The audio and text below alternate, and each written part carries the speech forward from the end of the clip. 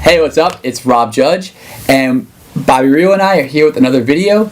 Today we want to talk about humor, and this video is not going to be so much about how to become funnier, or we're not going to tell any jokes on this video, but what we are going to explain is what humor does and how it relates to subtext. Because so much of what I learned when I was, when I moved to Manhattan, I started going on a lot of dates, was that I started realizing that what you say has one level of meaning, but underneath that level, there's a subtext. And I'm sure you've seen this in as you deal with people too, is that so much of what the impression people get of you is based on the subtext of what you're saying. And to give a quick example of that, in one of our previous videos, we were discussing the idea that if you sort of like make a joke or sort of playfully talk about a topic like dating disasters, and a girl starts telling a story about a guy who maybe was a little needy on a date, or he did something that really conveyed way too much interest way too early on.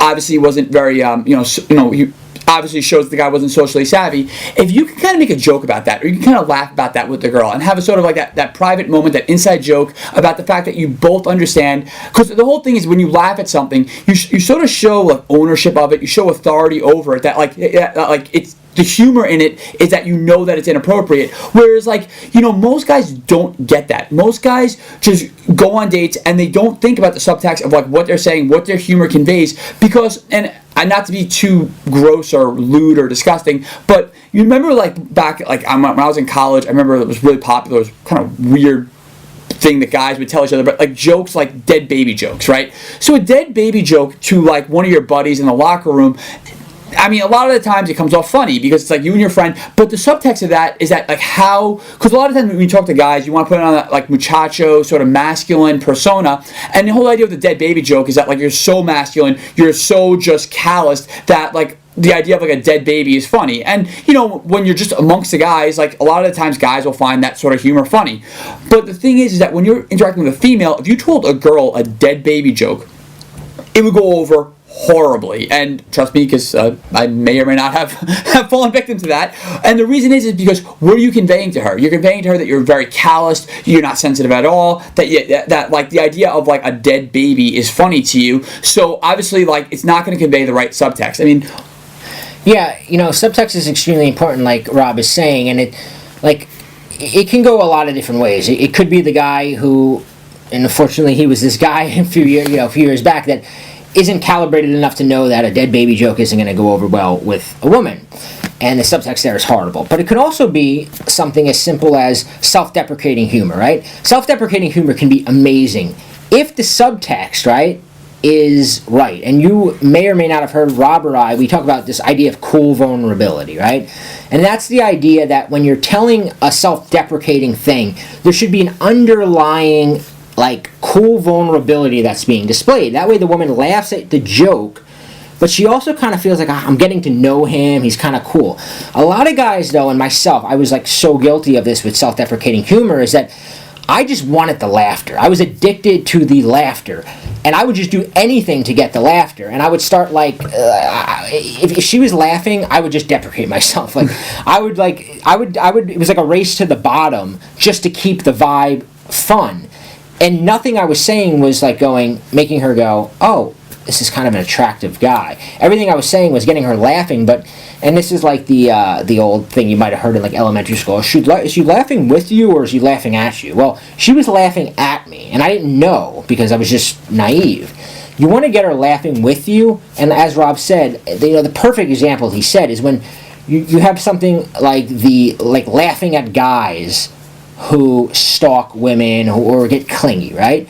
Because that kind of humor, it's got two levels. It's funny to tell a joke about how your friend bought a girl flowers the day after he hooked up with her, and he was like acting like he was going to propose to her, and you can both kind of laugh about that. That's one level. But on the other level, you're also saying, I'm not that kind of guy. I get that that's creepy, so you don't have to worry about it with me. So that's this idea of multi-leveling your humor. And I think that's really important because I don't think most people understand that. And it's something that Rob and I we first explored a lot of in our program Magnetic Messaging, is text messaging. It's like there's the text you send, and then there's the subtext, right? And a lot of guys, it took a while for them to understand, like, if you're shooting out a certain text, on the surface it may be innocent, but on the subtext might be like, this guy's pretty desperate, or this guy's coming across too strong, too soon, too this, too that. So you want to really think that way with your humor as well. I could not agree more. And that's the thing. I mean, humor is just, it's tough, because a lot of guys think, okay, just to be funny, I just need to get a girl laughing. If she's laughing, things are going great. And I had dates where I had girls laughing their ass off, and then the end of the day came, and it was like, oh, I never heard from her again. And the reason is because what is your humor saying about you? Because humor can be an incredibly, incredibly powerful tool if it's used in the right way, when you're using it with the right subtext. And that's why, Bobby Rio and I created this Make Her Horny with Humor course, because the course, I mean, again, it's not like Bobby Rio and I, Bobby and I are really comedians. We're not like, going to stand up. Yeah, I mean, I don't consider myself an incredibly funny person, but the first thing to understand is that the bar for social humor, like humor on dates, humor when you're talking to girls, humor even when you meet a girl for the first time, the bar is set very, very, very low. It's not like you're up on stage. It's not like this is like, Showtime at the Apollo. So that's the first thing you need to understand. Even if you don't think you're an incredibly funny person, you don't have to be. Obviously, we're not. So that's no, lesson number one about, Make Her Horny with Humor is that you don't have to be incredibly funny. And lesson number two is that there's a big difference between humor and attractive humor. And attractive humor contains the right subtext. There are just certain things that girls find funny because they're women and because they've had certain experiences that as guys we don't totally understand, but like when we can tap into that, it conveys so much awesome subtext. It conveys so much value. It just makes you come off so much more attractive than when you're just trying to be a clown and just trying to entertain her and just trying to getting her laughing. Because that is not an effective strategy. Yes, and what Rob also we wanted to mention with Make Her Horny with Humor is that the subtext is important, the attractive humor style is important, but one thing that guys often miss, right, is that there's also there's also an end game. And because there's an end game, it means there's points in the way to the end game. The end game obviously the course is called Make Her Horny with Humor. So the end game is getting her back, sleeping with her, making her your girlfriend, falling in love with her, whatever you want to do after you sleep with her, that's up to you.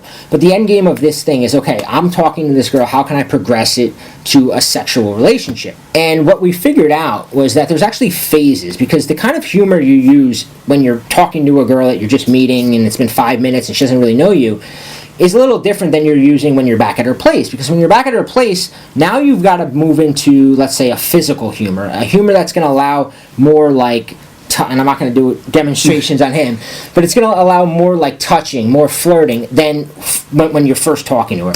There's also the connection humor, where at some point, she's got to go, I kind of feel like I know this guy, I get him.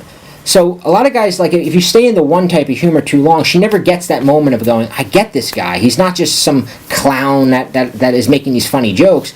I also get him, So there's a lot of other things that we incorporated into it, and it's 5 phases. We walk you through each phase of humor, and within each phase, we also tell you how to incorporate, as Rob said, the most important thing, which is the subtext, because the subtext is what keeps generating that snowballing attraction that makes her horny with humor. So check out the link below and let us know what you think about this video. If you have any other questions about humor, we'd love to hear them.